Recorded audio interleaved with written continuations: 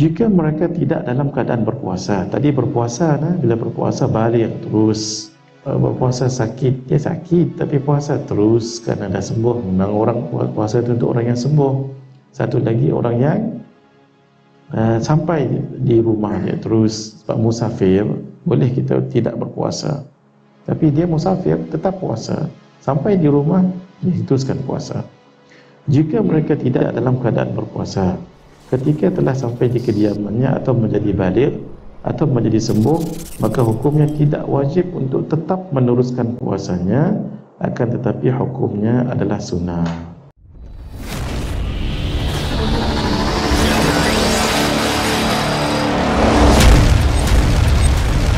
Bismillahirrahmanirrahim. Alhamdulillahirabbil alamin. Wassalatu wassalamu ala asyrafil anbiya'i wal mursalin wa ala alihi wa sahbihi ajma'in. Subhanaka la ilma lana illa ma 'allamtana innaka antal alimul hakim. Rabbi shrah lana sudurana wa yassir lana umurana wahlul 'uqdatan min alsinatina yafqahu aqwalana.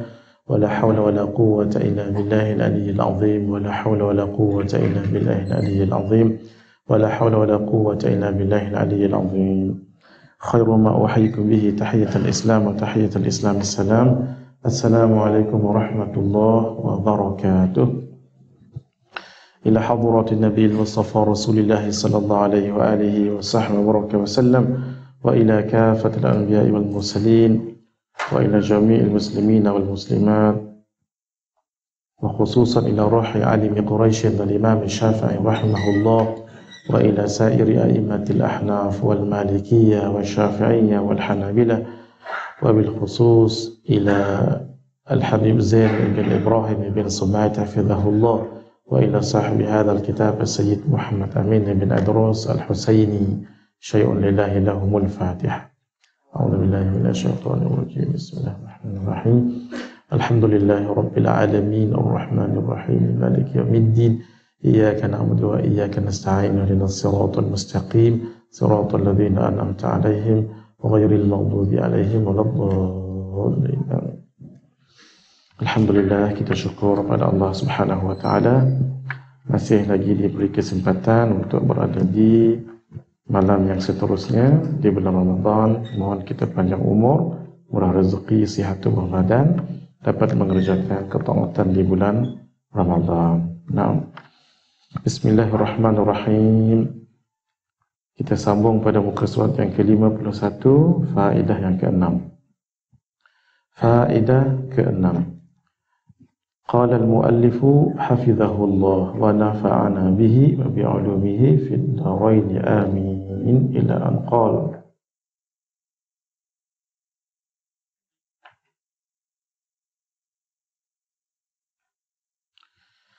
Jika seseorang meninggal dunia dan memiliki tanggungjawab kewajipan qada solat, yang ini kan, yang malam tadi qada puasa, ini qada solat.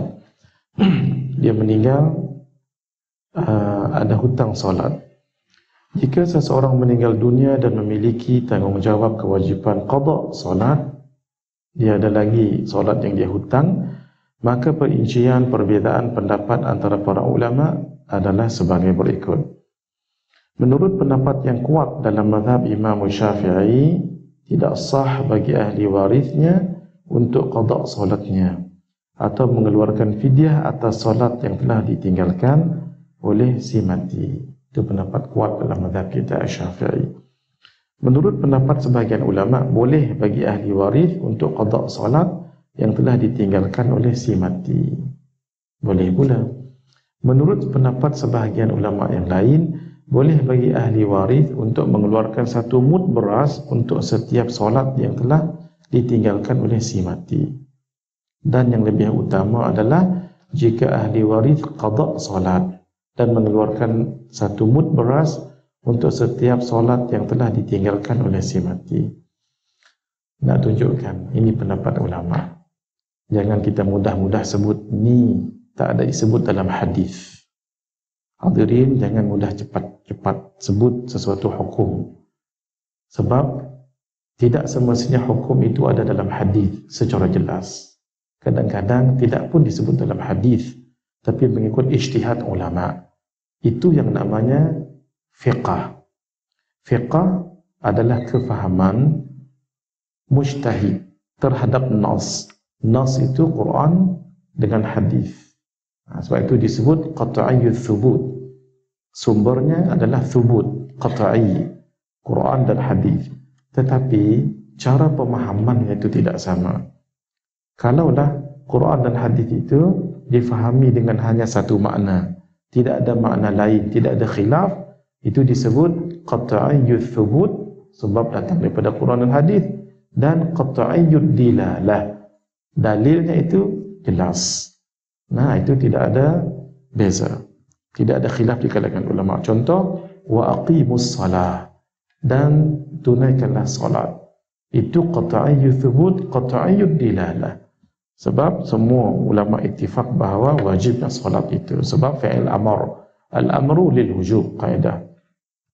Tapi ada juga dalil Quran, dalil hadis qat'iyyut thubut, tapi dari segi pemahamannya itu dhann, tidak jelas.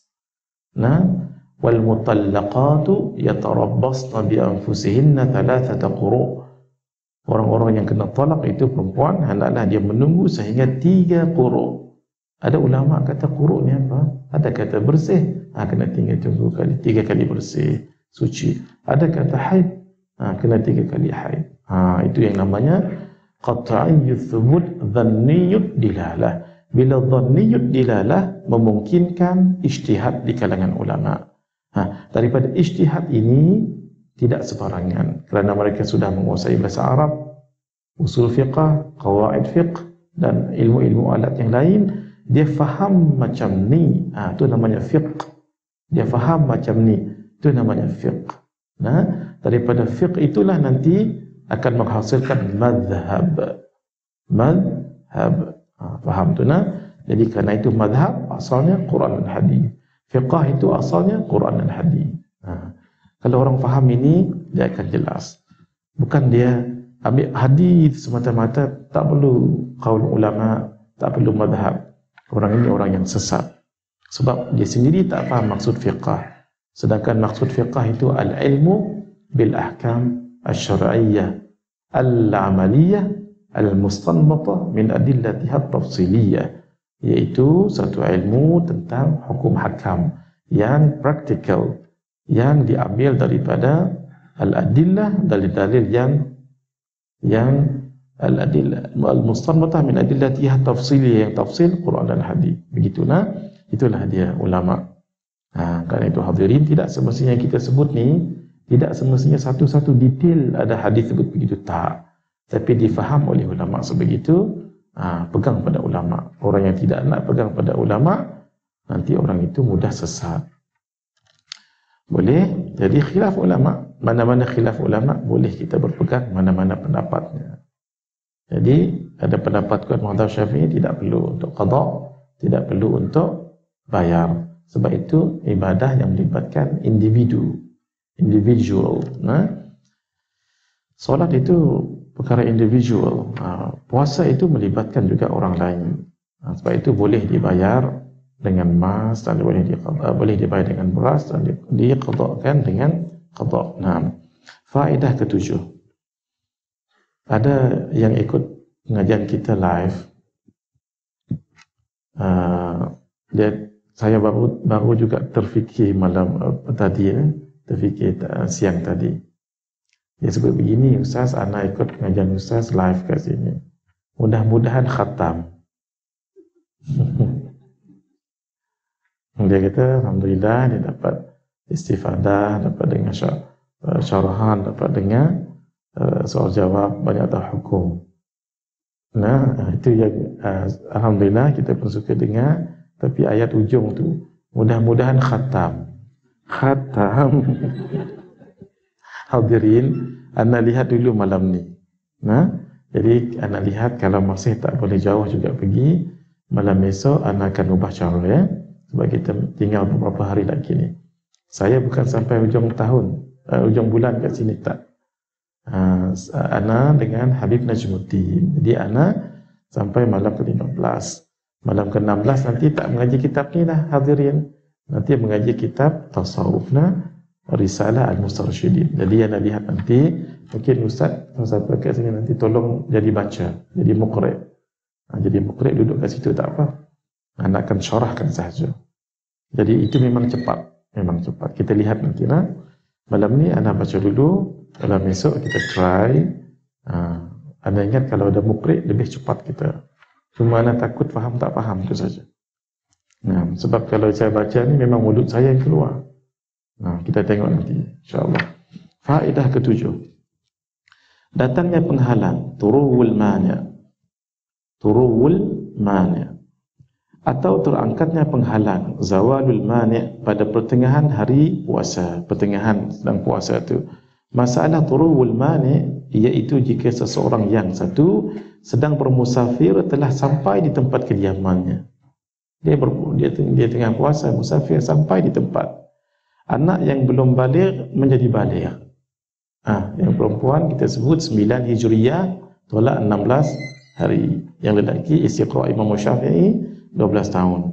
Orang yang sakit tiba-tiba sembuh. Macam mana? Jika hal ini terjadi pada pertengahan hari puasa, maka perincian hukumnya sebagaimana berikut. Banyak permasalahan dalam ni yang baik-baik, bagus-bagus. Sebab itu kitab ni sangat tinggi nilai dia. Jika mereka masih tetap dalam keadaan berpuasa ketika telah sampai di tempat kediamannya atau menjadi baligh atau sembuh dari penyakitnya, maka hukumnya wajib untuk tetap meneruskan puasanya. Tetapkan saja, teruskanlah saja.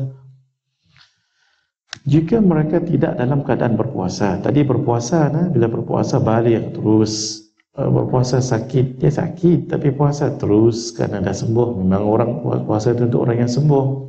Satu lagi orang yang sampai di rumah dia terus, sebab musafir boleh kita tidak berpuasa, tapi dia musafir tetap puasa sampai di rumah dia teruskan puasa.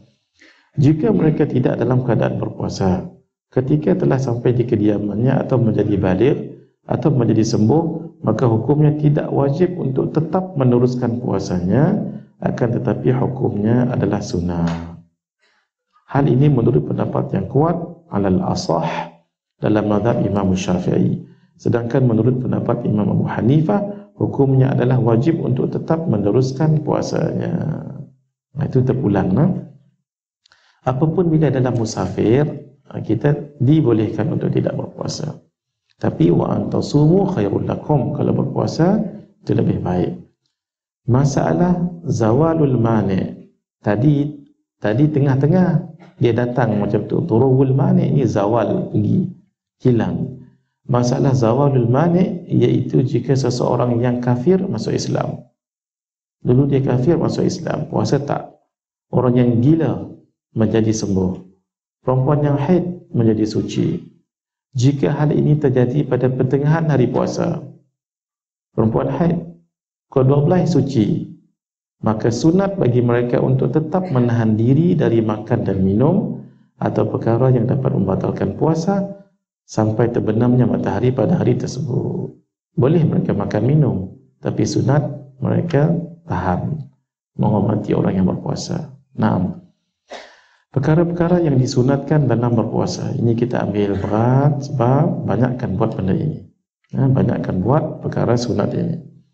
Berbuka puasa. Sunat menyegerakan berbuka puasa apabila yakin matahari telah terbenam. Yakin. Kalau tak yakin, jangan. Dan sunat mendahulukan berbuka sebelum menunaikan solat maghrib. Buka sikit. Kalau Nabi akan minum air dan beberapa biji ratab. Ratab ni kurma yang basah. Kalau tamar, itu kurma kering.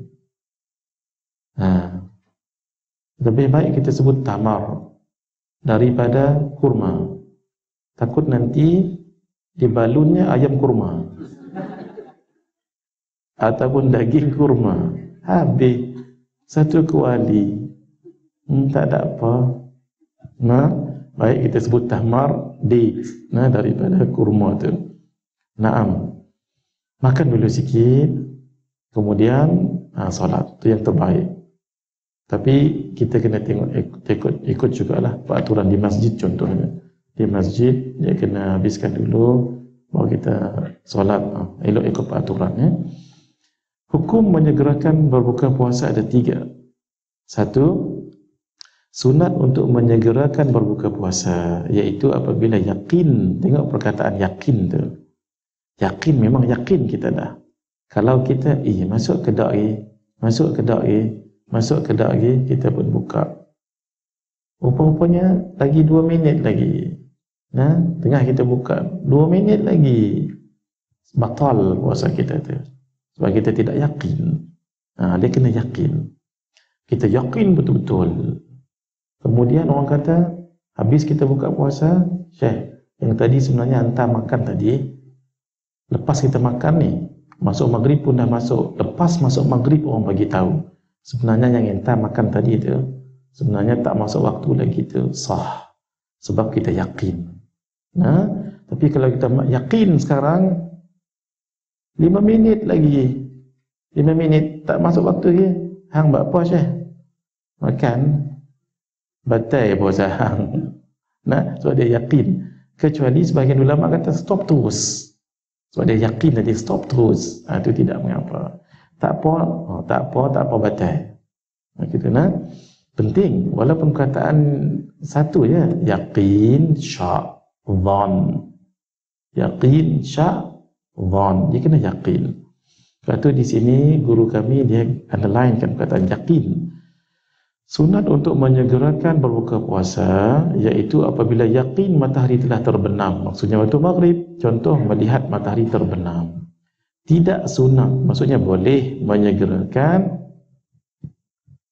berbuka puasa iaitu apabila telah memiliki perasaan yang kuat kerana dasar ijtihad, usaha bahawa matahari telah terbenam. Ikut ijtihad yang kuat. Jangan ragu-ragu. Hal ini menurut pendapat yang kuat alal asah dalam mazhab Imam Syafi'i.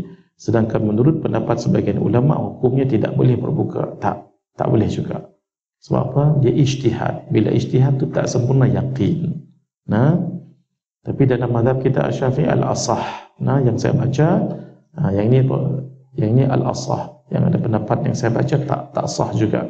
Sebab dia belum yakin lagi, hanya ijtihad sahaja.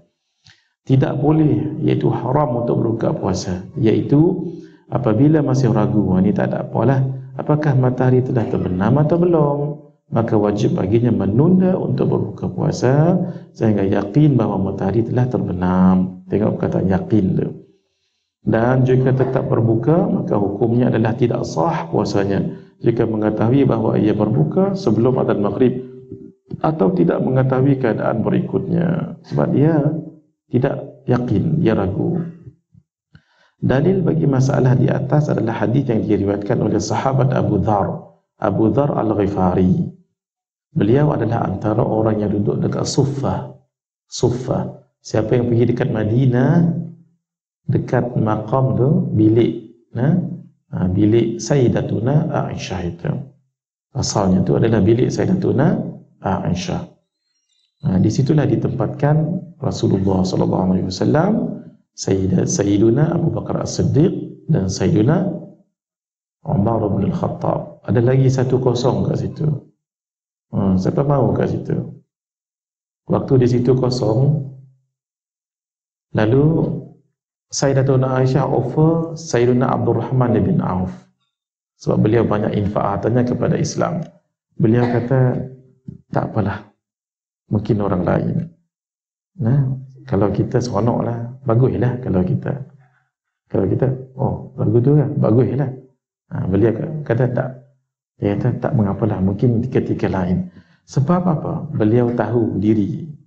Beliau tahu hakikat dirinya. Tak layak duduk sekali tanah dengan orang-orang yang mulia. Itu orang tahu diri. Berlanjut begitulah kosong. Kemudian ketika Khalifah Umar Abdul Aziz menjadi khalifah di Madinah, gubernur di Madinah, beliau pun disuruh oleh ulama-ulama pemerintah ketika itu, kalau meninggal silakan dikuburkan di situ. Pun beliau tidak mahu juga. Jadi di situ nanti dikatakan sebahagian ulama akan dikuburkan Nabi Isa alaihi salam. Setelah Nabi Isa turun dekat satu masjid dekat Damsyik, dekat Menara Putih, maka baginda akan turun daripada Syria pergi ke Makkah. Beliau akan melalui satu jalan. Ini saya nak sebut, alang-alang sebut cerita ni. Kalau pergi ke Madinah, kalau boleh nak pergi ke Makkah, lalu satu jalan yang akan melalui satu perigi. Perigi itu namanya perigi Rawha. Perigi Rawha. Rawha berasal dari perkataan rahatun, rehat. Di situ 70 Nabi dan Rasul pernah berehat dan minum air daripada perigi tersebut. Kalau Nabi kita sendiri, Nabi Muhammad sallallahu alaihi wasallam, guru kami kata 10 kali pernah berehat di situ dan minum air. Sahabat pun begitu ketika pergi haji, umrah ataupun balik daripada perang. Diriwayatkan Nabi Musa alaihissalam pernah bawa ribuan, malah puluhan ribu pengikut baginda duduk di kawasan itu dan minum air. Sampai sekarang, yarhamukallah, sampai sekarang airnya tak kering. Alhamdulillah saya berkesempatan pergi bulan Januari lepas dan minum air daripada perigi ini sampai sekarang. Tapi jarang orang Malaysia pergi. Yang selalunya orang Bangladesh, India, Pakistan. Bila nak pergi tu saya bagi tahu dengan jemaah, kemungkinan mereka ada kat situ. Sungguh sampai-sampai Tom Keseho Achahe orang Pakistan sampai-sampai dia pun sungguh, sebab saya kagum dan respect dengan orang Pakistan, India, Bangladesh. Mereka pegang kata ulama mereka dalam bab tabarruk, dalam bab barakah ini. Memang orang kita takut-takut syirik dan sebagainya. Tak. Sebab tu kita sekarang ni takut-takut banyak cerita nanti saya cerita mereka kat situ. Sampai-sampai dah ada mereka kat situ. Tom ni khana khalia, mana khana khalia. Dah makan belum? Sudah. Itu je belum, tak ingat jawab macam mana belum. Tak pandai. Ingat Tom Keseho. Tom Keseho apa abang? Achahe. Abang baik, dia kena gelek ni. Tu saya fail lah, dia kena gelek. Mulut sebut boleh. Achahe. Tu fasih lah. Tapi hal ni nak gelek tak payah tak apa nak boleh. Masya Allah dia pun. Hadirin, usahakan. Ada jalan, dia dalam lebih kurang 30 minit daripada Bir Ali. Bir telaga. Ali. Bukan telaga Sayyidina Ali, tak. Ada seorang yang namanya Ali, beliau tabarrak. Tabarrak ni bersedekah lah macam buku tadi tu. Tolong siapa yang ni, tolong setiap kali baca tu, baca Fatihah sekali pada orang yang menginfakkan itu. Dia amanahkan pada ustaz untuk pelajar-pelajar. Mohon maaflah yang bukan pelajar tu, sebab pelajar-pelajar selalu memerlukan. Naam. Jadi orang nama Ali tadi tu dia buat perigi sebab di situ dia tahu tempat miqat makani, tempat kita berihram kan. Dia pun buat perigi sampai sekarang diabadikan nama beliau Bi'ru Ali. Taib, setengah jam daripada tempat tu ada satu jalan sedikit jauh daripada jalan biasa. Nanti akan jumpa yang nama perigi tadi, Bi'ru Rawha. Terkenal nama ni, tapi jarang orang pergi, pak jauh. Bi'ru Rawha, pergilah hadirin. Masya Allah. Nanti dikatakan hadis daripada Sayyidina Abu Hurairah radhiyallahu taala anhu. Ini yang saya dengar daripada guru saya di Makkah, di Madinah baru ni. Cuma saya belum cek hadisnya. Beliau katakan nanti kalau Sayyiduna Nabi Isa alaihi salam akan turun dekat Menara Putih dekat Damsyik, akan pergi menolong Imam Mahdi membunuh Dajjal, maka beliau baginda akan melalui jalan itu. Sehingga Abu Hurairah mengatakan begini, kalau siapa di kalangan kamu yang muammar panjang umur, bukan Muammar Gaddafi rahimahullah, yang muammar yang panjang umur, sampaikan salamku kepada Nabi Isa. Ini saya dah bagi tahu ni. Siapa yang panjang umur berjumpa dengan Nabi Isa alaihi salam, sampaikan salam siapa? Sayyiduna Abu Hurairah. Ni amanah lah ni. Siapa yang banyak umur. Sampaikan salam salam Sayyiduna Abu Hurairah kepada Nabi Isa alaihissalam. Lalu dikatakan baginda akan lalu juga kawasan itu. Sebab itulah pergi hadirin. Memang tempat tu tak dijaga oleh kerajaan Saudi. Saya pun heran. Benda-benda macam ni patut dijaga, tapi tidak dijaga. Wallahu a'lam. Itu cerita panjang.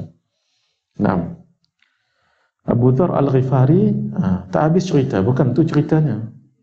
Poinnya bukan itu. Poinnya ialah dekat maqam Rasulullah itu sallallahu alaihi wasallam, di belakang itu ada satu tempat yang dua kaki tinggi daripada bumi, lantai itu ada pagar. Situlah namanya suffah.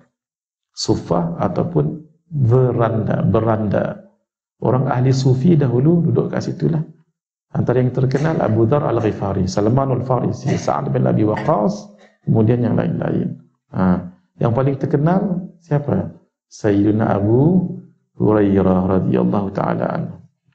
Abu Dzar Al-Ghifari, bahawa Rasulullah sallallahu alaihi wasallam bersabda, la tazalu ummati bi khairin ma ajjalul iftar wa akharus sahur.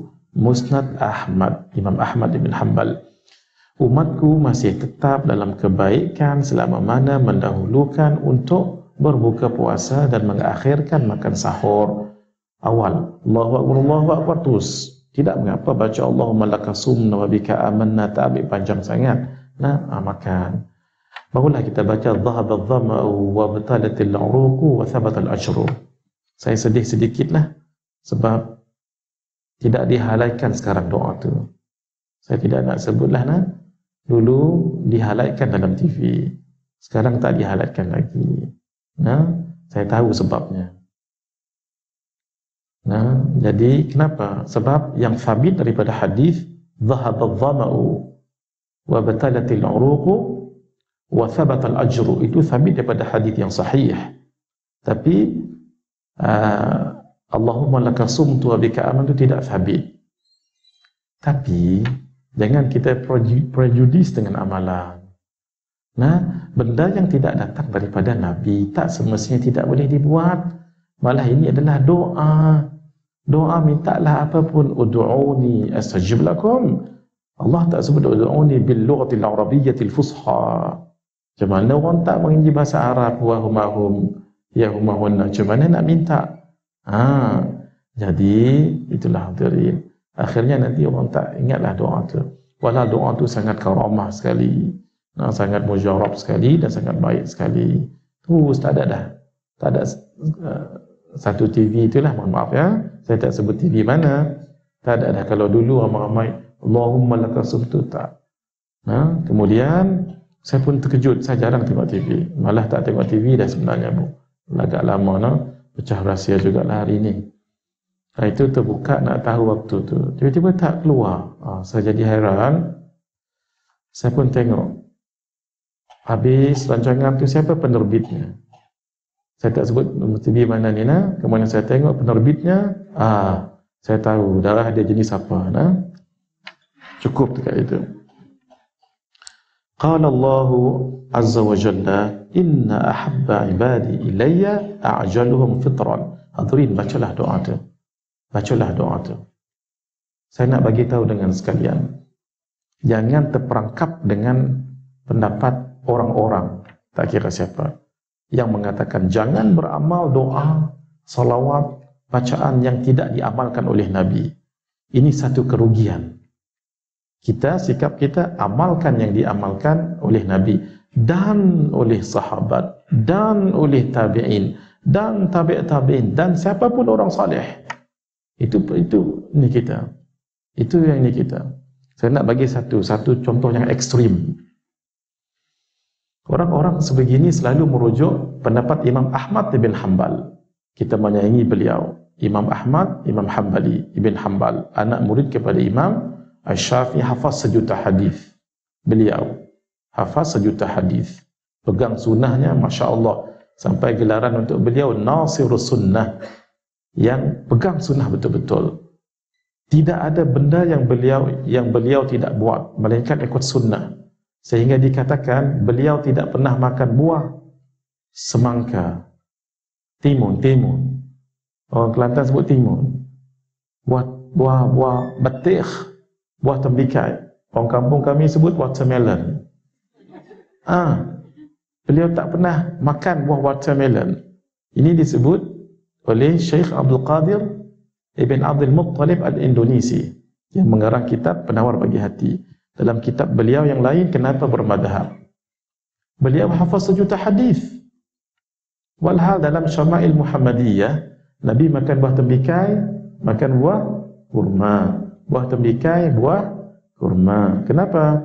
Sebab kurma itu tawar. Mohon maaf, tembikai itu tawar, kurma manis. Jadi blend dalam ni, jangan blend dalam blender dalam ni. Makan tembikai, kurma, blend kat sini. Dia punya nikmat. Tambah lagi tembikai itu sifat dia sejuk. Tamar sifat dia panas, sedap di situ. Kenapa beliau tak makan buah tembikai? Dalam hadis, beliau bukan tak tahu hadis tu. Ditanya orang, nak tunjuk beliau pegang hadis tu betulnya. Dia jawab, saya bukan tak tahu Nabi makan buah tembikai, tapi saya belum jumpa riwayat yang beliau hafal macam mana Nabi buka buah tembikai. Sampai tak kata tu. Kalau kita tak ada pisau karate, hak ni pun jadi. Hak ni, kalau tak ada ayak ni jadi sudu ni.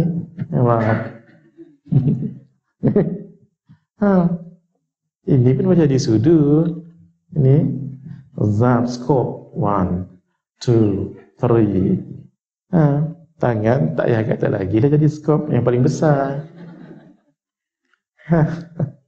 Hadirin, beliau disebut di dalam Manaqib Al-Imam Syafi'i yang ditulis oleh Al-Imam Al-Baihaqi selama 40 tahun. Beliau dalam sujud ketika solat malam. Lalu kata beliau apa? Aku tidak pernah lupa mendoakan guruku fi salati mundu 40 sanah. Sejak 40 tahun beliau dalam sujud akan baca Subhana rabbiyal a'la wa bihamdih, Subhana rabbiyal a'la wa bihamdih, Subhana rabbiyal a'la wa bihamdih, Allahumma ghafirli wa liwalidayya wa li Muhammad ibn Syafi'i. Ya Allah, ampunkan dosaku dan kedua orang tuaku dan Muhammad Idris bin Syafi'i. Saya nak tanya, ni dalam hadis ada tak? Dalam hadis Sahihul Bukhari, bukalah sampai Sunan, tak ada satu riwayat pun, tidak ada. Nak tunjukkan apa tu? Nak tunjukkan, Masya Allah, Tabarakallah, ini Imam Ahmad mendoakan Imam Syafi'i. Memanglah Nabi tak sebut, memang Nabi wafat tahun ke-11 Hijriah. Imam Syafi'i wafat tahun 204 Hijriah. Jauh. Ada dalam kitab beberapa hadis, antaranya riwayat Imam Manaqib Asy-Syafi'i tadi. Tetapi apakah Nabi suruh baca macam tu? Tak. Satu. Yang kedua, ni dalam solat ni, bukan dalam doa di luar ni, dalam solat ketika sujud pula tu. Kerana itulah hadirin, tidak semestinya yang Nabi tak buat kita tak boleh buat. Faham tu nak?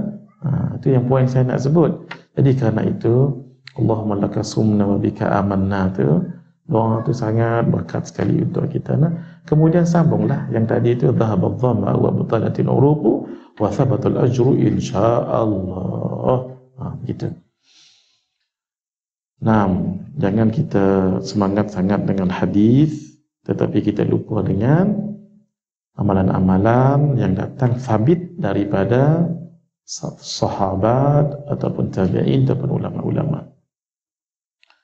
Dalam hadis qudsi, Allah Subhanahu wa taala berkata, berfirman, Sesungguhnya hamba yang paling aku cintai adalah yang menyegerakan untuk berbuka puasa. Kita sendiri tahu, kita ni dicintai Allah ke tak? Bila buka puasa, segera, cepat. Tapi jangan sebelum waktu, masuk waktu. Hadith, la yazalu ad-dinu zahiran ma'ajjala an-nasul fitra. Lianna al-yahuda wal-nasara yuakhirun. Rawahu Abu Daud wa Ibnu Majah. Agama Islam selalu nampak jelas. Maksudnya dilihat oleh orang, syiarnya. Selama orang muslimin menyegerakan untuk berbuka puasa, ramai-ramai cepat buka puasa, kerana orang Yahudi dan Nasrani menundakannya. Itulah syiar mereka. Dia menunda-nundakannya. Jenis makanan yang lebih baik untuk berbuka, kita lihat ni esok ni, iaitu berbuka dengan 3 biji kurma. Jika tidak mampu, maka dengan 1 biji kurma, dengan isinya, jangan bijinya saja. Jika tidak memiliki, maka dengan air zam-zam. Jika tidak memiliki, maka dengan air biasa, air mineral, air kosong. Jika tidak memiliki, maka dengan hulwun, makanan manis yang tidak dimasak seperti madu. Jika tidak memiliki, maka dengan halwa. Kan beza tu, hulwun dengan halwa, makanan manis yang dimasak. Contohnya kerima. Itu kan manis. Ataupun macam-macam yang Arab banyaknya. Yang Melayu kita juga kurang sedikit. Kita banyak kuih-kuih. Kuih pun tak apa. Halwa ni termasuk kuih dah, sebab dia ada makanan yang dah dimasak. Faedah: jika seseorang mendahulukan berbuka dengan melakukan hubungan suami isteri atau dengan memasukkan alat pembersih telinga, apakah ia telah mendapatkan pahala sunat dalam menyegerakan berbuka puasa? Ada juga benda ni. La ilaha illallah. Itulah hadirin, itulah uniknya fiqah. Uniknya fiqah. Kadang-kadang kita tak terfikir pun, Masya Allah. Menurut pendapat Al-Imam Al-Bujairimi, ada yang baca Al-Bujairami, ia telah mendapat pahala sunat menyegerakan berbuka puasa dengan hal-hal tersebut. Tak apa, dapatlah pahala sunat. Tapi kita takkanlah gelojoh sangat mahal bahasanya. Makanlah dulu cendol. Yang semalam tu apa? Cincau. Makanlah dulu tu. Lepas tu nak buat kerja bakti, buatlah lepas solat maghrib nanti. Menurut pendapat Al-Imam Ramli dan Al-Imam Al-Qalyubi, ia tidak mendapatkan pahala sunat menyegerakan berbuka puasa. Itu dia. Dengan hal-hal tersebut, kerana hal tersebut dapat melemahkan tubuh. Selama mana ada 2 pendapat, bolehlah guna mana-mana pendapat. Itulah seronok kita jadi orang awam. Sebab ulama' berbahas lagu ni, kita boleh pilih yang mana satu. Membaca doa ni sunat. Membaca doa ketika berbuka puasa. Tengok guru kami, diletaknya yang saya sebutkan tadi. Baik puasa fardu atau puasa sunat, di antara doa yang dianjurkan untuk dibaca adalah seperti berikut. Allahumma laka sumtu. Tenang hati saya. Tenang hati saya, demi Allah. Sebab tak hilang doa yang daripada kecil lah, semenjak tahu berpuasa ni, itulah mak kita ajar. Allahumma laka sumna wa bika amanna wa ala rizqika aftarna faghfir lana dhunubana bi rahmatika ya arhamar rahimin. Cuma dhahaba dhama'u tu tak dihafal. Itu dia hadis sebenarnya. Jadi combine kan.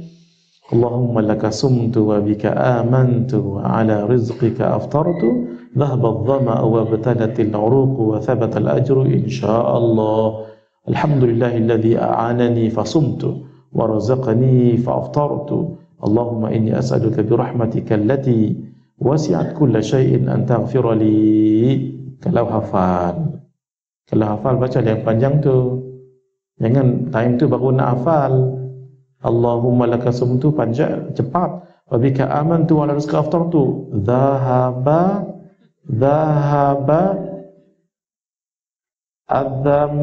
adzam. Dah habis dah kerima. Ya Allah, kerana-Mu aku berpuasa dan kepadamu aku beriman, dan dengan rezekimu aku berbuka. Kan sedap. Masya Allah. Telah hilang rasa dahaga, haus, telah basah uratku, dan telah aku dapatkan pahala insya-Allah. Wa thabatal ajru, telah tetap pahala.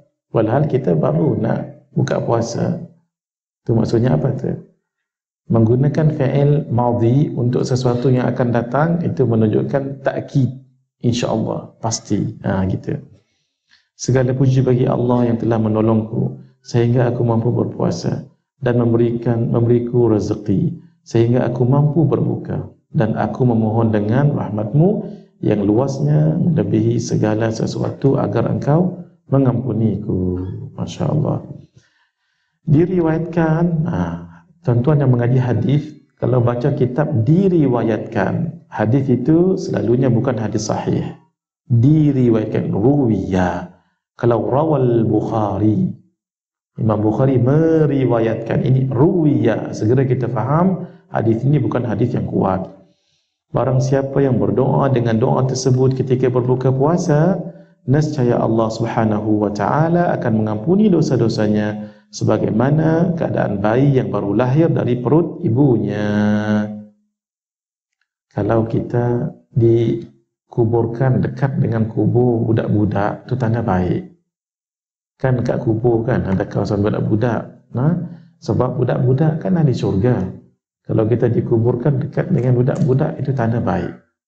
Kalau bapak budak, tengok. Bapak budak tu orang yang beramal ataupun tidak. Kalau boleh, biar kita dikuburkan sebelah dengan orang alim. Kalau boleh. Itu dipesan oleh Al-Imam Ibn Hajar Al-Asqalani dalam kitab beliau Fathul Bari. Konsep tabarruk tu ada. Sebab itu jangan mulut kita kata, beramallah kamu seorang-seorang, jangan sibuk dengan saya. Nanti kita meninggalkan kubur asing-asing. Kan? Ada orang sebut begitu. Kalau nak jawablah, tapi jangan jawab. Jangan jawab. Kalau nak jawab, cara kasar juga, betul kubur masing-masing. Tapi kalau hang kena balun dalam kubur sebelah, hinggap je dekat sebelah saja. Sungguh, memang. Itulah antara sebab. Itulah antara hikmah kenapa orang yang bukan Islam tak boleh dikuburkan di perkuburan orang Islam. Takut hinggap, takut bisin. Itu antara sebabnya. Dan di antara doa ketika berbuka puasa, panjang doa ni Masya Allah, bila nak buka Ya wasi'al fadli ighfirli, alhamdulillahilladzi a'anani fasumtu wa razaqani fa'aftartu, Allahumma waffaqna lil Islam wa ballighna fihi al-qiyam wa a'inna alaihi wan nasu niyam wa adkhilna al-jannata bisalam. Masya Allah. Tak ada terjemah sini Wahai yang punyai kefadilat yang luas, maka ampunkanlah diriku. Segala puji bagi Allah yang telah membantuku, maka aku berpuasa. Memberikan aku rezeki, maka aku boleh berbuka. Ya Allah, bagilah taufik pada kami untuk dapat berpuasa, dan sampaikanlah kami padanya untuk kami qiyam, dan bantukanlah kami untuk qiyam sedangkan manusia tidak. Dan masukkanlah kami dalam syurga as-salam. Saya teringat hadis daripada Sayyidina Abdullah bin Salam. Lebih kurang macam ni hadisnya. Apa? Sekali ketika hijrah, kata Sayyidina Abdullah bin Salam, aku lihat manusia berkerumun di border Madinah. Kerana apa? Menunggu akan 3 orang datang. Abdullah bin Uraiqid, Sayyidina Abu Bakar, dan Sayyidina Rasulullah sallallahu alaihi wasallam. Kemudian datang sosok 3 ini, dan datang 2 orang. Tapi yang 2 itu berkelubung. 2 itu berkelubung macam ni. Kemudian seorang daripadanya bila berkelubung macam ni,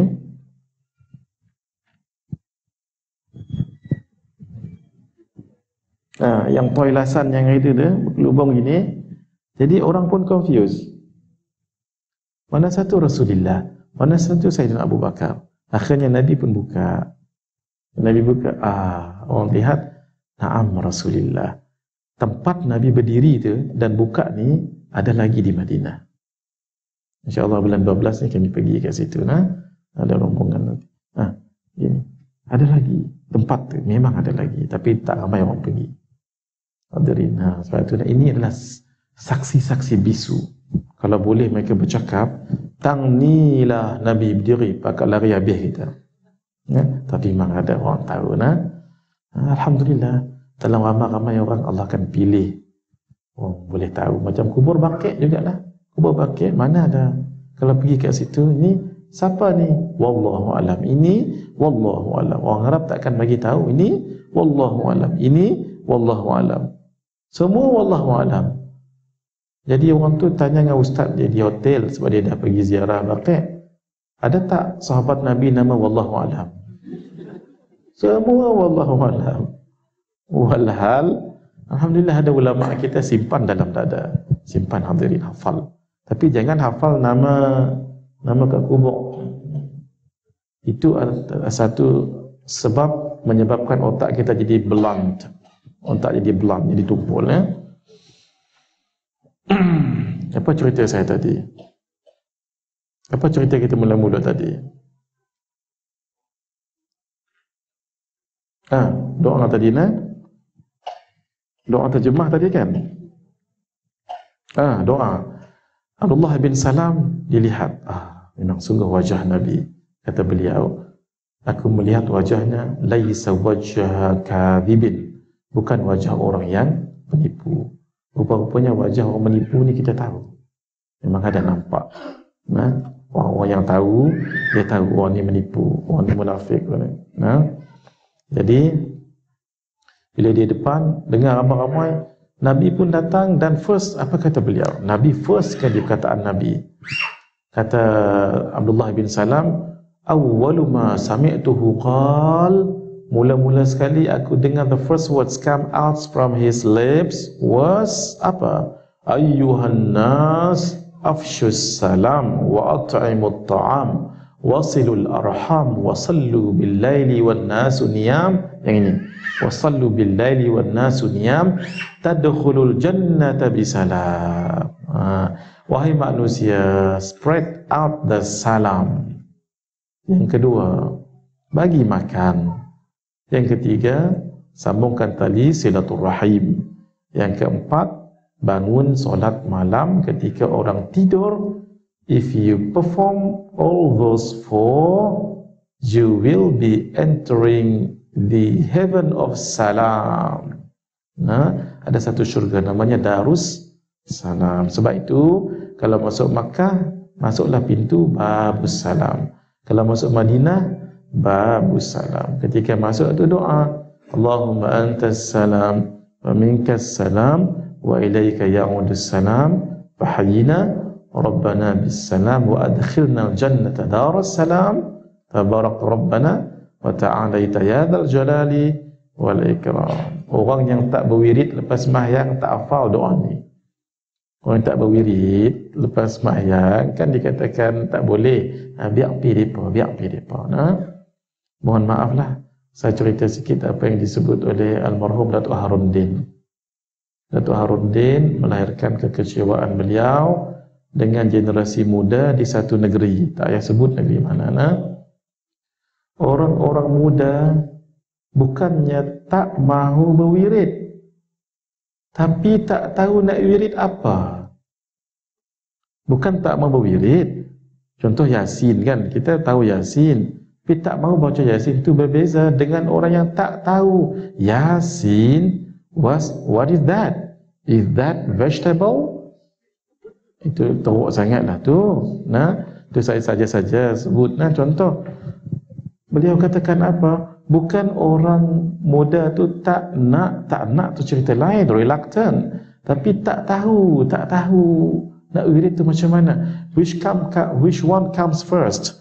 Which one comes first? One after another. Nak baca Fatihah dulu ke? Nak baca hadirin, jangan sampai anak kita begitu.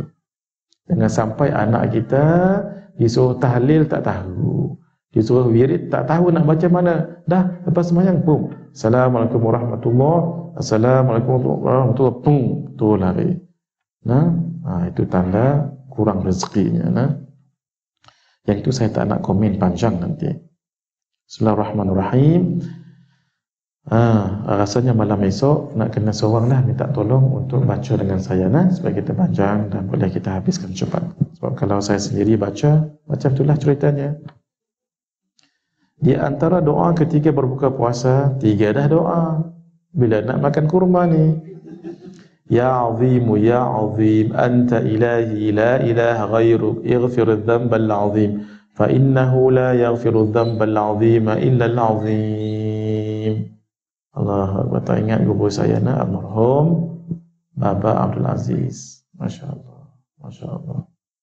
Selalu dia baca doa ni. Mari kita baca Fatihah untuk beliau, beliau dah wafat dah. Al-Fatihah. Alhamdulillah Rabbil Alamin.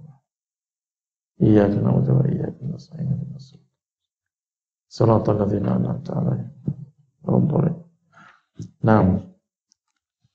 Ya Azimu, Ya Azim, wahai Allah yang agung, wahai Allah yang agung. Anta ilahi, kaulah Tuhanku, la ilaha ghairuk, tiada Tuhan yang disembah melainkan Engkau. Kenapa saya terjemah tiada Tuhan yang disembah?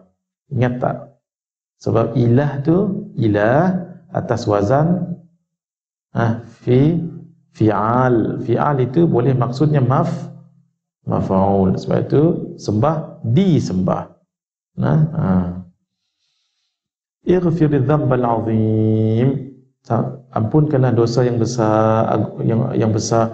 Fa innahu la yaghfiru dzambal azim illa al azim. Sesungguhnya tidak ada yang mengampunkan dosa yang besar melainkan yang agung dan besar pula. Diriwayatkan. Sekali lagi, diriwayatkan bermakna hadis itu tidak kuat, ya. Barang siapa yang berdoa dengan doa tersebut ketika berbuka puasa, nescaya Allah Subhanahu wa taala akan mengampuni dosa-dosanya sebagaimana keadaan bayi yang baru lahir dari perut ibunya. Kenapa walaupun tak kuat kita baca juga hadis ni?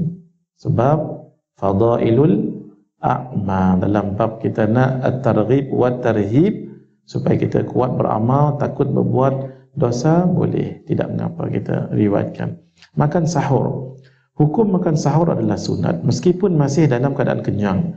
Hal ini menurut pendapat yang kuat dalam mazhab Imam Syafi'i berdasarkan sabda Rasulullah sallallahu alaihi wasallam, tasahharu fa inna fis sahuri barakah, rawahu al-Bukhari wa Muslim. Makanlah sahur kerana sesungguhnya di dalam makan sahur itu terdapat keberkatan. Sedangkan menurut Al-Imam Ar-Ramli, jika masih dalam keadaan kenyang, maka hukumnya tidak sunat untuk makan sahur. Alhamdulillah, sekarang kita ada 2 pilihan. Kenyang, sahur tak sahur? Tak sahur sebab dalam tengah mamai ni saya ikut pendapat Imam Ar-Ramli. Itu dia mengaji, itu orang kata mengaji. Jadi orang yang kejut dia, jangan main-main Tok Syekh ni. Mamai memang bagi fatwa. Tapi dia pun tanya, Ramli mana hang ikut? Imam Ar-Ramli ke Haji Ramli? Itu dia. Perbezaan antara suhur dengan sahur. Sahur, makanan yang dimakan. Suhur, makan di waktu malam yang terakhir. Jadi kita makan sahur ke makan suhur? Kalau ikut ni sahur, makanan yang dimakan. Suhur, makan di waktu malam yang terakhir. Jadi betul lah kita makan, dua-dua kena makan. Kita makan sahur, memang betul kita makan sahur, maksudnya makan sahur tu, waktu tu kan kita makan sahur, kan? Makan di waktu yang terakhir tu makan sahur. Satu lagi kita makan suhur. Apa yang dimakan? Makanan. Dua-dua boleh. Waktu makan sahur masuk setelah, ni saya dah cerita, subhanallah, yang kita mengaji fiqah ni tak lari yang tadi. Saya dah cerita ni advance 3 malam lepas ni. Itu yang pernah tahu kat mana 1/3, 1/3 waktu makan sahur. Masuk setelah pertengahan malam. Aiyah. Kalau sebelum tu nama sahur tak dapat fadilat, mesti masuk pertengahan. Dan yang lebih utama, ajib, subhanallah, adalah menunda makan sahur sampai batas tidak terlalu dekat dengan waktu subuh, dan dianjurkan untuk imsak, menahan diri dari makan, minum dan lain-lain 15 minit sebelum azan subuh. Kalau kita 20 minit lah, boleh, tidak mengapa, tak jauh. Sama yang saya sebut dengan beliau, Masya Allah. Ukuran makan sahur, meskipun dalam Islam kita ada fadilah, kita ada afdal. Dalam Islam juga ada hasan, ada ahsan. Boleh nak? Jadi dapat fadilat sahur bila setelah pertengahan malam. Makan apapun kat situ, dapatlah fadilat sahur. Apa dia fadilat sahur? Antaranya dua. Tasahharu fa inna fihi barakah, dapat barakah. Yang kedua, inna Allaha wa malaikatahu yusalluna 'alal mutasahhirin. Sesungguhnya Allah dan para malaikatnya bersolawat ke atas orang yang bersahur. Maksudnya Allah mengampuni dosanya dan merahmatinya. Dua kita dapat. Tapi afdalnya bila? Yang saya cerita 3 malam lepas. Afdalnya ialah tak ingat dah. Sama 1/3. 1/3, tapi berhentilah 15 minit sebelum. Bukan berhenti itu wajib, sunat. Kalau nak terus boleh juga, tapi takut terlajak.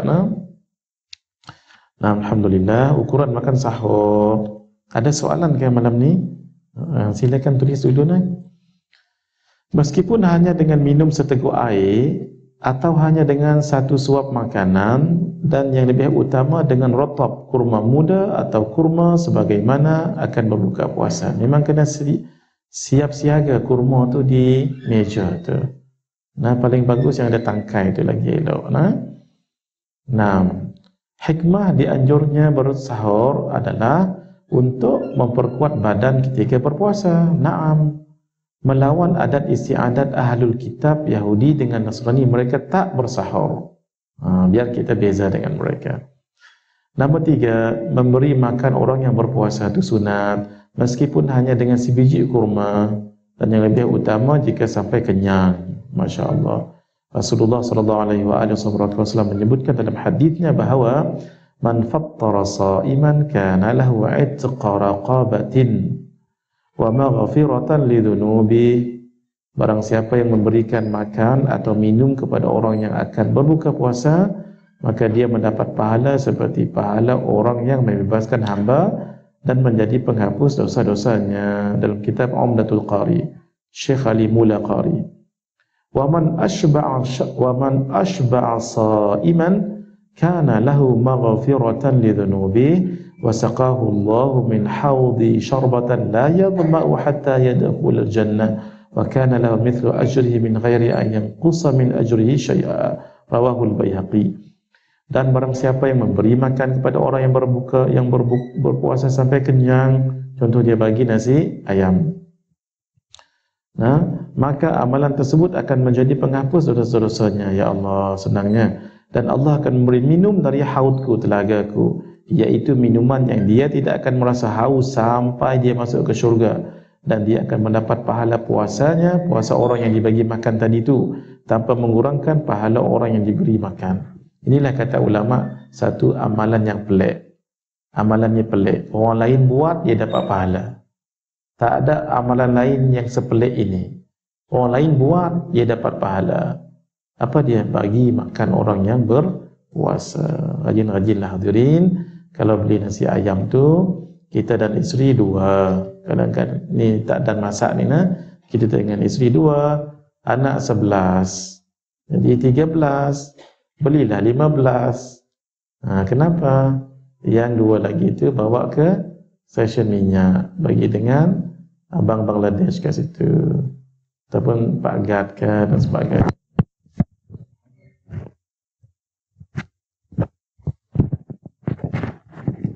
Saya sebut dalam beberapa malam yang lepas, saya katakan puasa kita dengan puasa yang jaga petrol pump tu, ataupun puasa yang jaga guard ataupun puasa orang yang buruh binaan tak sama. Sebab tu kita nak pahala mereka. Kita puasa duduk dalam aircon, Masya Allah. Lepas tu tak keluar rumah, baca Quran 5 minit, tidur 1 jam, bangun lagi basuh muka, tahanlah setengah jam, tidur 2 jam, bangkit-bangkitlah. Dah nak ni dah buka puasa dah. Tak letih mana pun mereka, ya Allah, sepanjang hari. Cuba bayangkan makanan yang kita makan tu dimakan oleh guru kita. dimakan oleh ustaz, oleh ulama, oleh wali Allah. Allahu Akbar. Memang pahala mereka akan dapat kat kita. Pahala mereka tak kurang. Kita dapat double pahala kita dan pahala mereka. Saya tak boleh bayangkan lah. Saya tak boleh bayangkan. Kan masjid ni buat 2,000 setiap hari kan. Katalah ada orang infak hari tu 2,000. Dapat kat dia. Kita jangan menyesal ni, kita dah abang main dah ni. Jadi yang lebih harta tu rezeki, apa salah. Kalau tidak skill yang besar sebegini, beberapa ke kelompok, jangan tidak dibuat hadirin, buat. Semudah begitu, semudah nasi ayam, tak akan jatuh miskin. Beli ayam percik sikit dengan apa semua, bagi dekat masjid. Masya Allah. Taib, bismillahirrahmanirrahim.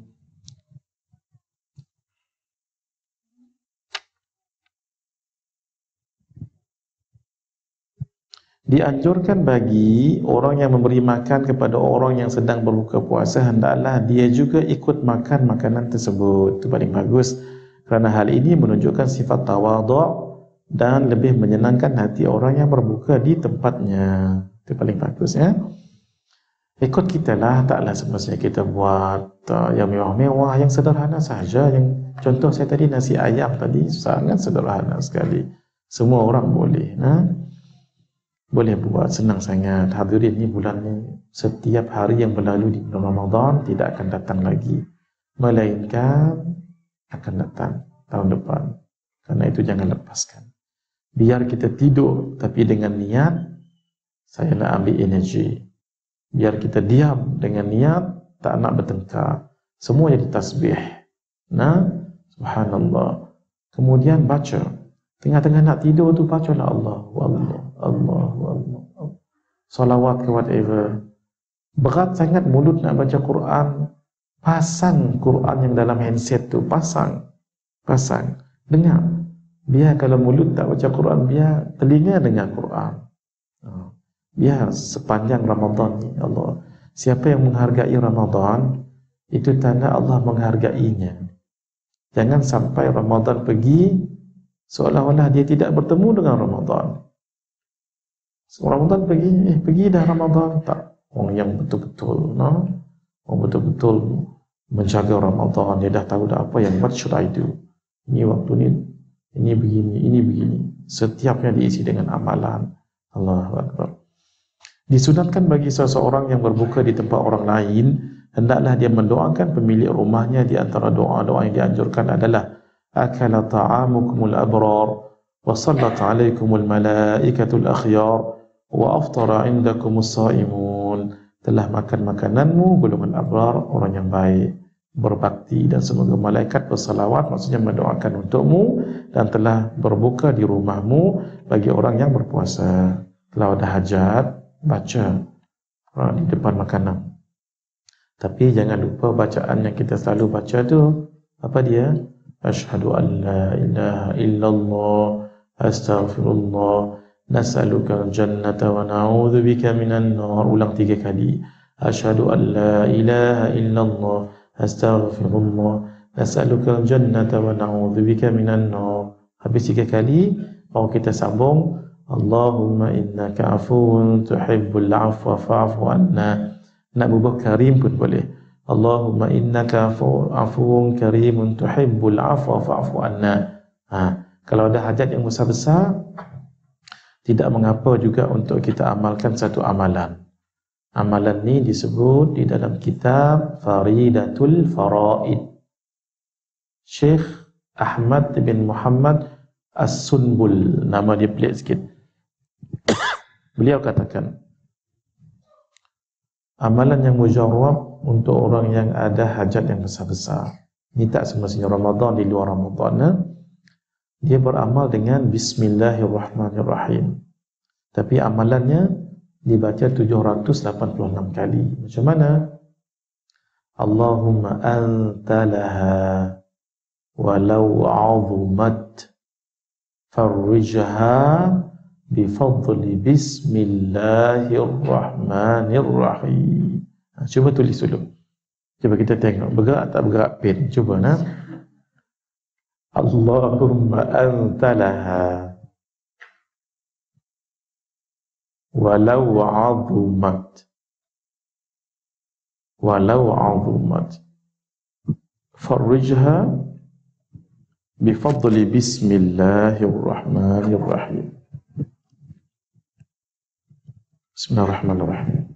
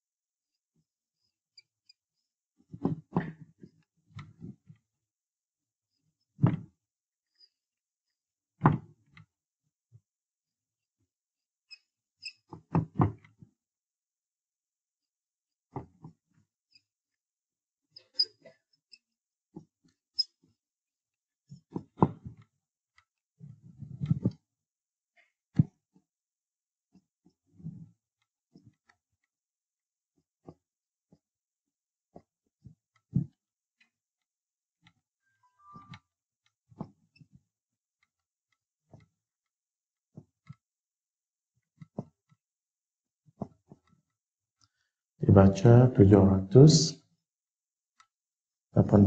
kali. Tuan-tuan nak dapat ijazah ikut saya dahulu ya. Kita sama-sama ikut saya dahulu. Allahumma anta laha walau azumat farrijha bifadli bismillahirrahmanirrahim. Saya ijazahkan siapa yang hadir untuk mengamalkannya, dan saya ijazahkan untuk ijazahkan juga kawan-kawan kita yang nak mengamalkannya, ahli keluarga dan sebagainya. Tentu tersebut kami terima. Ini dibaca 786 kali. Kenapa dibaca 786? Kerana ada satu ilmu namanya hisabul jumal. Hisabul jumal. Setiap huruf tu ada nombor dia. Ba, sin, mim, alif, lam, lam, ha sampai ar-rahim. Nah, dikumpul semua tu nombor 786. Itu rahsia dia ni. Jadi maksudnya apa? Maksudnya Allahumma anta laha. Ketika sebut ha tu, apa niat kita? Ni kena betul juga ni. Allahumma anta laha, ya Allah, engkaulah tahu tentang urusan itu. Apa? Masukkan, niatkan ha. Apa? Nak masuk you ke? Apa ni, nak dapat pekerjaan ke? Nak dilepaskan hutang ke? Apakah ini yang besar-besar ya? Walau azumat, walaupun besar urusan itu tadi, farrijha, maka rongkaikanlah ia, lepaskanlah ia. Sekali lagi niat kat situ. Bifadli, dengan fadilat bismillahirrahmanirrahim. Bermakna dua kali kita niat ya. Ha itulah ha. Yang ha tu kita niatkan. Boleh? Amalkan hadirin. Macam mana? Kalau boleh, biar kita khatamkan baca tu waktu buka puasa. Kan waktu tu waktu mustajab kan. Tapi waktu-waktu lain kena habiskan dulu sebab dia kena 786. Maksudnya pagi tu lebihkan sikit lah. Jadi agak-agak mungkin tinggal 10. Khatamkan waktu buka puasa. InsyaAllah tak lama hadirin. InsyaAllah. Ini di awal kitab Faridatul Faraid, Syekh Wan Ahmad Zain Al-Fatani. Di awal-awal beliau telah letak faedah ini. Nah, beramal sama-sama. Baik. Kita tinggal 15 minit. Kita akan bersoal jawab. Jadi malam esok kita standby lah. Mana-mana Ustaz nanti tolong saya untuk baca. Dan malam esok kita lebih laju lagi. Jangan risau ya. Malam esok, malam yang ke berapa malam esok? Malam ke 11. Tinggal lagi 4 malam. Masya Allah, ini memang sambil mimpi-mimpi ni siap ni. Dalam tidur ni siap ni nah. Tapi dengan izin Allah kita lihat, paling tidak pun kalau tidak khatam keseluruhan, sebahagian besar tuan-tuan dah khatam dengan saya kitab ni. Malam yang ke-15 Kalau boleh hadir ramai-ramai untuk kita ijazahkan kitab ini. Hadir ramai-ramai supaya tuan-tuan ada kenangan. Kita telah pun membaca sebahagian besar ataupun khatam kitab ini. Kalau tak boleh hadir tak mengapa. Yang dah hadir tidak mengapa. Paling kurang kita dah baca walaupun sedikit. Kalau dekat saya ni ada satu saja. Tolong doakan. Yang ini doakan, kita doa, tak apa. Kalau tidak, saya sambung dahulu. Nampaknya belum ada, saya sambung dulu. Tapi tepat 12.30 kita berhenti. Jadi kalau ada soalan, baik dibagi sekarang. Bismillahirrahmanirrahim. Saya menunggu soalan. Kalau ada, saya jawab. Tak ada, tidak. Kalau boleh, tulislah yang paling elok. Mandi janabah sebelum fajar. Maksudnya apa? Kalau bersama buat kerja bakti malam tu, maka mandilah sebelum masuk waktu subuh agar dapat menunaikan ibadah puasa dalam keadaan suci. Dan jika tidak mandi, hukum puasanya tetap sah. Dan hukum ini menurut pendapat yang kuat dalam mazhab Imam Asy-Syafi'i berdasarkan hadis yang diriwayatkan oleh Ummul Mukminin. Ummu ni mak, al-mukminin ni orang-orang yang beriman, mak orang yang beriman. Semua isteri-isteri baginda digelar dengan Ummul Mukminin, mak orang-orang yang beriman. Kenapa? Sebab tidak boleh dikahwini. Seperti mana kita tak boleh kahwin dengan mak, sama juga dengan isteri-isteri Nabi tak boleh dikahwini. Itu saya nak bagi tahu sedikit hikmah kenapa Nabi berpoligami. Tidak seperti yang lain. Nabi diizinkan Allah untuk poligami lebih daripada 4. Kenapa? Jangan pandang sinis. Ada buku saya Q&A perihal Rasulullah sallallahu alaihi wasallam. Di belakang tu saya pertahankan Nabi. Tak pertahankan pun tak apa, Allah dah pertahankan. Cuma sebahagian kita tak boleh nak jawab persoalan ini. Ini hikmahnya hadirin. Begini. Kahwin ramai, mohon maaf muslimat, cerita ni pula malam ni. Nak buat macam mana dah tersebut. Kahwin ramai tidak pelik bagi masyarakat jahiliyah ketika itu. Malah seorang isterinya 20, 15, 30. Sebab itu ketika Nabi kahwin ramai, tidak ada seorang pun kufar Quraisy yang mencerca Nabi. Sebab benda itu benda yang biasa sahaja kahwin ramai itu. Malah yang ada 50 pun ada isteri. Tinggal lagi kahwin waktu itu kerana pangkat, kerana nafsu. Bila Islam datang, maka ada batas-batasnya. Bila turun ayat, ya ayyuhalladzina amanu. Macam mana ayatnya? Fankihu ma taba lakum minan nisa mathna wa thulatha wa ruba' fa in khiftum alla ta'dilu fawahidah. Kahwinilah perempuan 2, 3 ataupun 4. Kalau tak boleh berlaku adil, seorang cukup. Ketika itu para sahabat diperintahkan oleh Nabi, yang isteri 15 orang tadi itu kena pilih 4 saja in one time. Maka akhirnya yang kahwin katalah 10, yang 6 diceraikan, 4 tetap stay dengan dia lah. Yang 6 tu oleh kerana mereka orang biasa, orang lain boleh kahwin dengan bekas isteri mereka, boleh.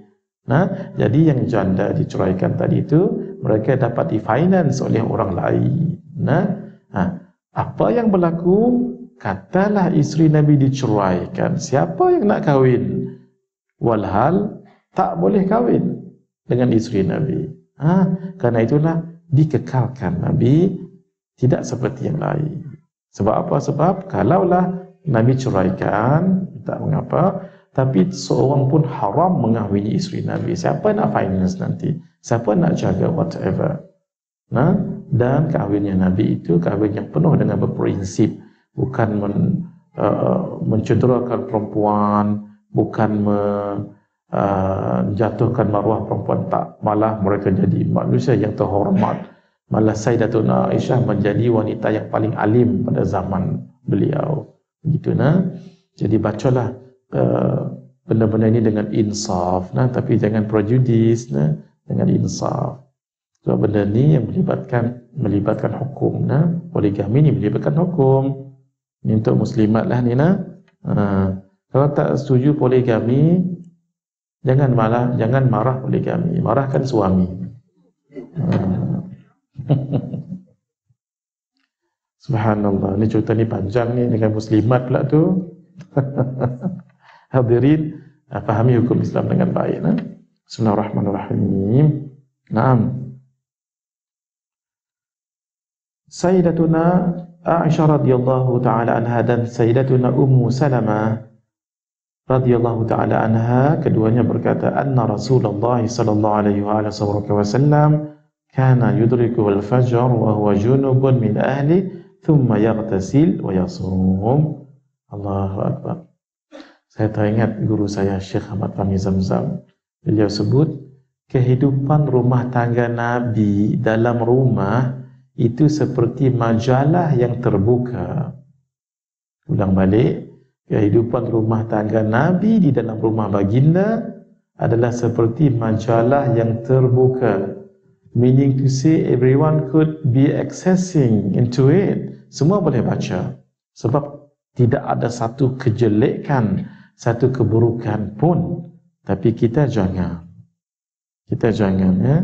Sebab kalau kita buka rumah tangga kita, ya Allah, di luar, oh tawaduk je, jalan, Masya Allah, melanggar rumput, oh sorry, rumput, bukannya orang, oh sorry, sampai orang tengok, dia perempuan tengok dia, ya Allah, siapalah yang beruntung dapat dia ni, lembut sangat-sangat. Hadirin, siapa tahu berlaku dekat rumah, 5 ekor kucing mati di sepaknya dekat rumah. Kalau di luar ni, Masya Allah, qala Allah Ta'ala, qala Rasulullah, qala hadha al-imam, qala hadha fi hadha al-kitab, Masya Allah. Tapi dia juga lah yang paling kuat suaranya menyanyi lagu Black Gun and Roses waktu mandi, dalam bilik mandi. Subhanallah. Oh, infak. Kalau dengan isteri, give me 50 reasons why I should give to you. 50 reason. Sebab itulah, siapa yang paling tahu hal ehwal suami dekat rumah? Sebab itu ustaz-ustaz kalau ceramah jarang bawa isteri. Maaf ustaz-ustaznya, saya buka rahsia ni. Sakut apa? Oh, hendaklah isteri dia dekat belakang, hendaklah kita mau infakkan. Isteri dia dekat belakang, abang sembang abang ni. Mohon maaf ni. Hadirin saya nak bagi tahu, itulah hebatnya Nabi. Ketika ditanya kepada Sayyidatuna Aisyah, kaifa kana khuluqun Nabi? Macam mana akhlak Nabi? Apa jawab beliau? Kana khuluquhul Quran. Akhlak Nabi is just like Al-Quran, the moving Al-Quran. Ini walaupun hadisnya pendek je ni, tapi siapa yang sebut? Sayyidatuna Aisyah. Siapa beliau? Isteri Nabi. Satu, jangan lupa fakta sejarah. Fakta sejarah mengatakan isteri Nabi lebih daripada 4, dan setelah Sayyidatuna Khadijah wafat, orang pertama yang dinikahi oleh Nabi siapa? Tak, Sayyidatuna Saudah. Ketika itu umurnya 65 tahun, riwayat 66 tahun. Kalau nak kata Nabi kahwin kerana nafsu, kenapa pilih orang yang pangkat nenek? Banyak lagi orang perempuan Arab tu, ya Allah, ajmalun nisa. Perempuan paling cantik di muka bumi ni perempuan Arab. Orang-orang Quraisy kata, kalau kamu mahu, kami akan kami sediakan perempuan paling kacak dekat negara Arab ni untuk kamu. Kerana nak menghambat dakwah Nabi. Barulah Nabi lepas tu kahwin dengan Sayyidatuna Aisyah. Dan selepas asar, Nabi akan pergi ke rumah isteri baginda. Rumah bukan besar sangat, hujrah, sebab tu disebut hujrah. Hujrah tu adalah bilik dekat Masjid Nabawi. Dah diroboh dah rumah tu, ya Allah. Ketika masih ada dahulu, Sayyidina Sa'id ibn al-Musayyib, beliau larang sangat, jangan roboh, dia kata. Sebab apa? Sebab nanti kalau dia roboh, orang tak tahu macam mana kehidupan Nabi. Rumah isteri Nabi itu bukan rumah, bilik, kotak bilik ni. Kata Sayyidina Sa'id ibn al-Musayyib, aku sempat lagi masuk ke rumah Nabi, dan ketika aku berdiri dan meletakkan tanganku di atas, ternyata telah sampai di bumbung rumah Nabi. Pemanah apa? Bukan macam ni besar ni, bumbung saya 3 kali berdiri ni, ke-4 kali tinggi ni kan, bermakna rumah Nabi sangat humble sampai menangis Sayyidina Sa'ad bin Mu'adh, jangan diroboh. Tapi Khalifah Umar bin Abdul Aziz, beliau pun serba salah jadi gubernur kan, sebab beliau kata we need to expand the most as people are coming, increasing. Jadi nak buat macam mana? Akhirnya dirobohlah rumah tu, menangis beliau. Sayyidina Sa'id bin Musayyib, dia kata apa? Kalau dirobohkan, orang tidak akan lihat humble-nya rumah Nabi.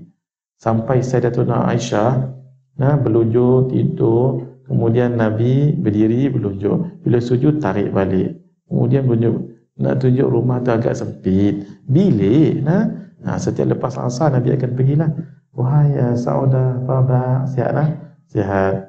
Ada keperluan yang tak cukup? Alhamdulillah, everything is okay. Allah Nabi moving ke rumah sebelah lagi, dekat-dekat tu nak tunjuk. Orang sekarang berani ke dekat-dekat? Mohon maaf saya ni cerita je ni sebab tak ada pengalaman. Tu yang berani cerita ni. Habis rotet, barulah Nabi pergi ke rumah yang malam itu, Nabi bermalam di dalamnya. Take note. Sayyidatuna Aisyah selalu dapat 2 malam. Because of what? Hanya beliau sahajalah gadis sunti yang dikahwini oleh Nabi, satu. Yang kedua, malam Sayyidatuna Saudah, beliau katakan, ya Rasulullah, saya bagikan malamku untuk Sayyidatuna Aisyah. Orang lain dapat 1 malam, beliau dapat 2 malam. Sebab itu beliau paling bijak, sebab paling selalu lihat ahli awal Nabi. Itu yang hadis tu keluar tadi tu. Walaupun hadis tu precise, tapi maksudnya Masya Allah. Kalau orang lain puji kita, insya Allah okey. Tapi tak semestinya betul. Yang paling betul siapa? Isteri. Sebab itu jarang orang ceramah bawa isteri.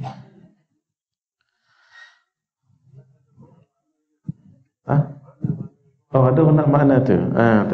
Soalannya ialah apa maknanya? Maknanya ialah, tulis sana, Allahumma ya Allah, Allahumma ya Allah, anta, engkaulah, laha, tahu urusan itu. Ketika itu niatlah apa hajat kita tadi walau wa'adhumat, walaupun besar urusan tadi, berat, payah, farrijha, lepaskanlah ia, rongkaikanlah ia, bagilah jalan keluar daripadanya. Bifadli, dengan fadilat, Bismillahirrahmanirrahim. Bismillahirrahmanirrahim, nama yang kita selalu baca tu dibaca berapa kali? 786 kali. Kalau bagus khatamkan waktu maghrib tu bagus sangatlah. Lepas kita baca doa tadi tu apa? Asyhadu an la ilaha illallah, astaghfirullah, nas'alukal jannata wa na'udzubika minan nar, ulang 3 kali dulu. Allahumma innaka afuwun karimun tuhibbul 'afwa fa'fu 3 kali. Khatamkan yang ni. Khatamkan. Tapi ya hadirin, kalau orang yang bersungguh memang tepat 786. Biar kita baca tepat 786. Kalau kata agak-agak kurang, biar kita yakin tahap mana tu. Tapi biar yang last bawa 3 lah. 3 last tu biar kita baca waktu buka puasa, insya-Allah makbul. Mudah-mudahan. Taib, saya ingat jam saya pukul 12:39. Pukul 12:29. Betul. 31 dah saja. 30. Elok sangatlah kita berhenti waktu ni ya. Saya budak lambat jam ni. Jam ni dia ikut detik ni. Saraf, urat saraf. Mungkin hari ni urat saraf saya lambat. Mungkin Taib, insya-Allah malam esok alhamdulillah, saya ingat saya nak ubah malam esok. Ada sahabat kita nanti, siapa-siapa nanti boleh tolong. Mungkin setiap malam bertukar-tukar lah. Siapa yang boleh tolong, baca saja.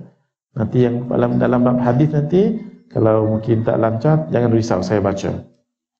Untuk kita mudah-mudahan dapatlah kita khatam, tidak pun banyak kita khatamkan insya-Allah. Taib.